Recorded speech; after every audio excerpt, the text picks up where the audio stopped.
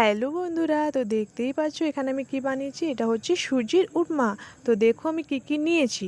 এখানে আমার যা যা দরকার আমি নিয়ে নিয়েছি। দিয়ে কড়াইতে তেল দিলাম, এখানে একটু সর্ষে দিলাম, দিয়ে হচ্ছে কেরি পাতা দিলাম, দিয়ে আদা রসুন কুচি দিলাম, এই যে লঙ্কা কুচি দিলাম। এবার ভালোভাবে একটু নেড়ে নেব। এবার যে টমেটোর কুচি দিলাম, এটাও এবার ভালোভাবে নেড়ে নেব। এই যে পেঁয়াজ কুচি, এগুলো সব দিয়ে দিলাম। তারপর এখানে ভেজানো ছিল আমার মসুরির ডাল, এই যে মসুরির ডাল দিয়ে ভেজে নিলাম। তারপরে এখানে আমি একটু লবণ এড করলাম, তারপরে এখানে একটু চিনি এড করলাম, এরপর হলুদ গুঁড়ো দিলাম, সব কিছু ভালোভাবে মিশিয়ে নিলাম। এখানে আমি একটু চাট মশলা দিলাম। এটা পুরোপুরি আমার নিজের মন থেকে বানাচ্ছি। তারপর এখানে আমি সুজি অ্যাড করলাম, আমি আমার নিজের মতন করে সুজি দিয়ে দিয়েছি। এবার ভেজে নিলাম।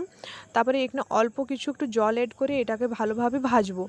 এই যে আমি একটু শুকনো শুকনোভাবে বানাচ্ছি, তাই আমি বেশি জল দিলাম না।